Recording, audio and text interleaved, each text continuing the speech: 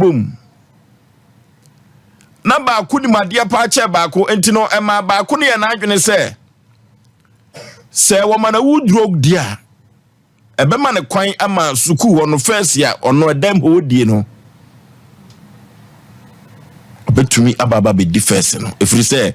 de wa be pa no ono na subject ni nyina no odi so first ye kadie me pa na ka be ye first ka krobia santi kotokosi akwannu efe sa akwannu efe pa dia na kadachi ankwama bi no ka wo yonkun etumi koye dokota na so kura etumi koye lawyer na kamusia ka be ye fe pa ANIBRE asema me kan na tie ni yeo adini mu abrantie ni nim eche no nti no o ma na wudru e ma abrantie no toa na nanom siedo orofo ANIBRE nyeo ni yemusa se abrantie no ye na adwene se de odi first no yi na firi ono abedi first no timi di ya na ani na nsa yesi abrantie no wie ne 40 days ekona nimu a na abrantie no poison na yonko no odwa ne ho ntade nyina gu ye wo bodam orofo ANIBRE asema ne ye kan yo susuan pa se naka empo babo ne dam dada ena kana ne yonkun wo hokura kekwa bi so no ka obetumi aboa no ekwa bi so no kura no so obodam na okosuku na empo otimi benya sika na oyo defo a ko betumi akosa ne yade ANIBRE nti orofo ANIBRE da owu afo enna ma ANIBRE nti no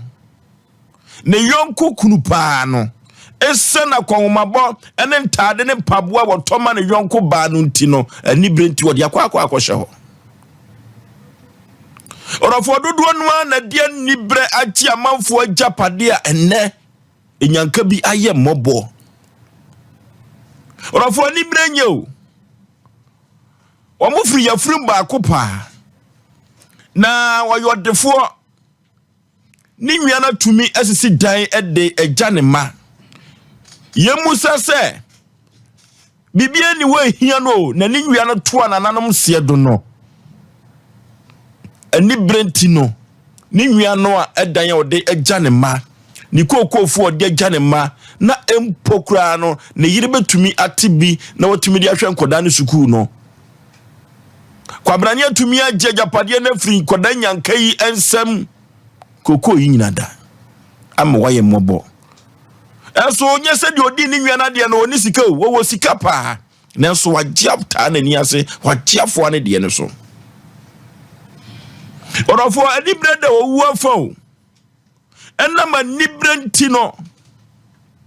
awade a obi koye no a okonya mu ajapade no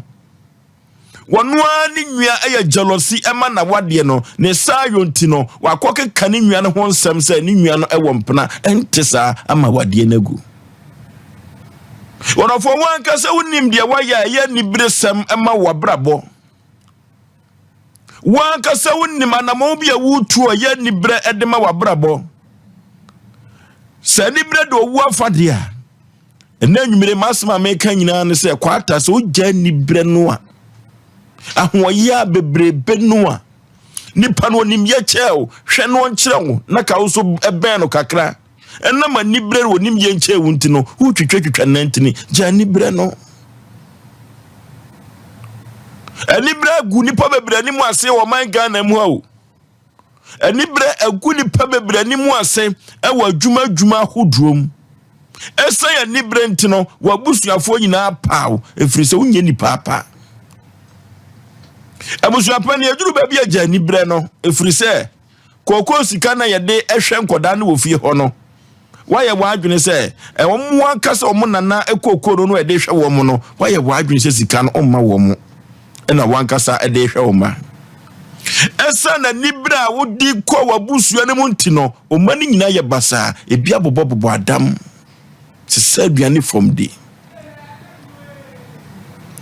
onafo ANIBRE nti wanhwe so antumi antia wo ba no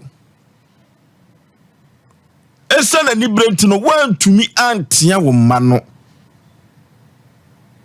ene baby a wo manakwa akuduru no ye kasa ye tene wo mabrabo a enye ye da biara da abraba nkoda ne bo nyina ko ye tiase awuo wadwen che so mo nam ho se nipa nanso so no mutime immunity se nipa na empo omotumi abobra abehwe omo maame ene omo papa no eno ti odofo se na anwumre ANIBRE ye free ya brabom na ade anya ye dia ade ye susu se yentumi enye ni ye betumi abo obi abaso ANIBRE ntina ne keka no nsem no eno na meka twa ne se wugya ANIBRE no a e wo se krupo twedi ampon otimi hyira wo tie eno ti ena anwumre masema meka me disi nyina ne se ANIBRE da owu afa na ANIBRE betumi ama wani maguase ANIBRE betumi ama brabo na ye twensensan de ama odia ene yenya ANIBRE no ija ANIBRE wo se Nyankopon uhyira ye no uhyira ye so a ye be ya defo da bi ama wiase ayede eye me modofo pa se ya boagifo suo 19 fosu